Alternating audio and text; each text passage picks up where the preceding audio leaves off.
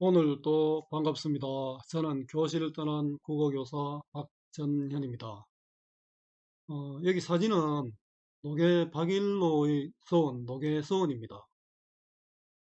노계 박일로는 영천이 자랑하는 인물이고요. 유명한 시조가 있죠. 반중 조홍감이, 조홍시가가 있고, 이 조홍시가는 정몽주의 시조 이몸이 죽고 죽어와 정몽주 어머니의 시조 까마귀 노는 곳에 백노야 가지 마라. 이 세 편의 시조와 더불어 영천의 자랑거리이기도 합니다. 이 박일로의 가사 누항사가 있습니다. 송강정철과 더불어 가사문학의 대가이기도 한데요. 정철의 가사와 이 박일로의 가사는 많은 차이가 있습니다. 물론 정철의 시기가 좀 더 빠르죠. 가난하지만 편안한 마음으로 도를 즐기고 싶다는 내용입니다. 도움되는 국어 자료 만들어 보겠습니다. 구독, 공감해 주시면 감사하겠습니다. 자, 가난하지만 편안한 마음으로 도를 즐기고 싶다. 이 도는 어렵게 생각하지 말고 사람의 도리, 우리가 지켜야 할 것이죠. 지켜야 할 것을 지키면서 살고 싶다. 이런 뜻입니다. 박일로는 무가에 급제한 무인이었습니다. 자, 무가에 급제한 무인이었지만 어느 문인보다가도 글을 잘 썼습니다. 그래서 무가에 급제한 문인 노계 박일로의 노항사 해설이라고 했습니다. 자, 임진왜란 끝나고 고향으로 돌아왔지만 먹고 살기 바빠 자연과 함께 살고 싶은 뜻을 잊어버려야만 했습니다. 파인도 넣고 집에 소가 없어 농사도 지을 수 없었습니다. 그러나 편안히 분수를 지키며 만족하는 안분지죠. 가난하지만 남을 탓하지 않는 빈이무원, 안분지족 빈이무원의 삶을 추구합니다. 충효하고 형제간에 화목하게 지내고 법과 믿음으로 사귀겠다고 다짐합니다. 함께 읽으면 좋은 박일로의 작품들이 있습니다. 전부 수능이나 또 교과서에 나온 작품들입니다. 노계가가 있고요. 동락당, 선상탄, 조홍시가가 있습니다. 아까 얘기했다시피 조홍시가는 정몽주의 이몸이 죽고 죽어와 정몽주 어머니의 까마귀 노는 곳에 백노야 가지 마라 더불어 영천이 자랑하는 시조 중에 하나입니다. 이의 배경입니다. 이 작품은 임진왜란이 끝난 후 고향에 내려와 살던 작가가 그의 친구인 한음 이덕형, 이덕형은 오성과 한음이라고 되어 있어 많은 일화들이 있죠. 이덕형이 시골에서의 생활상을 물은 것에 대해 답하기 위해 쓴 조선 후기 가사입니다. 이 작품에는 가난한 처지를 솔직하게 드러내면서도 가난을 원망하지 않고 안빈낙도 편안히 도를 즐긴다는 것이죠. 하며 사대부로서의 본분에 충실할 것을 다짐하는 화자의 모습이 담겨 있습니다. 사대부의 어려운 처지와 가난한 생활이 사실적으로 묘사되어 있다는 점, 일상 언어를 사용하여 일상생활의 모습을 구체적으로 드러내고 있다는 점, 인물 간의 대화를 직접 인용하여 제시하였다는 점 등에서 자연 속에서도 임금을 그리워하는 조선 전기의 가사와는 다른 모습을 보여주고 있습니다. 솔직하죠? 우리 사상가로서는 또 우리 연암 박지원이 이런 부분에 있어서는 뛰어난 인물이죠. 자, 노항사 정리를 해보겠습니다. 조선 전기가서는 자연에 대한 관념적, 관상적 풍류관이 나타나 있습니다. 자연에 대해서 관념적이죠. 현실적이지 않다는 거죠. 좋다, 좋다. 감상하니까 좋다. 또 풍류, 보고 즐기는 것이죠. 누항사는 어떠냐면은 사실적이고 구체적인 상황을 제시하고 있고요. 자연에 대한 풍류와 유교적 충의 사상이 드러납니다. 신념과 이상은 안빈일념입니다. 현실은 궁핍한 생활이죠. 그래서 어떻습니까? 자연 친화적, 반본질적 의 삶을 지향합니다. 이것, 누앙사도 유교적 삶의 소망을 담고 있습니다.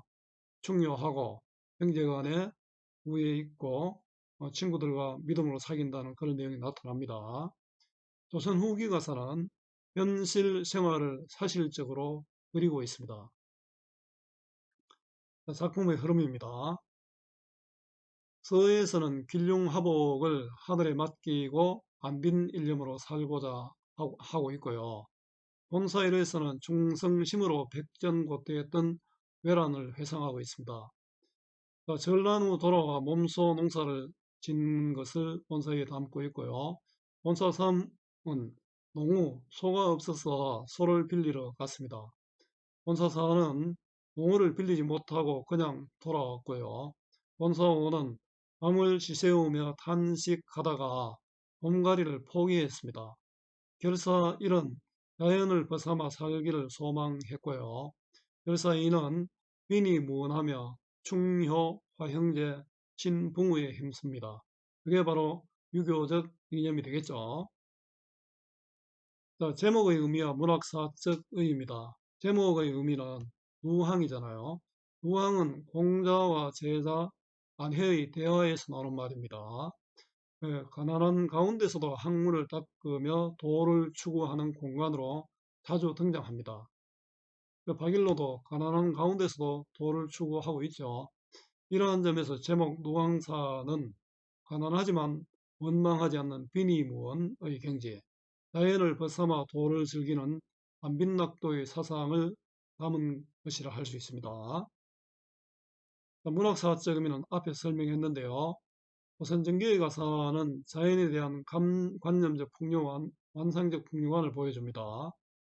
누앙사는 사실적 구체적인 상황을 제시했고 자연에 대한 풍요와 유교적 충의 사상을 드러냅니다.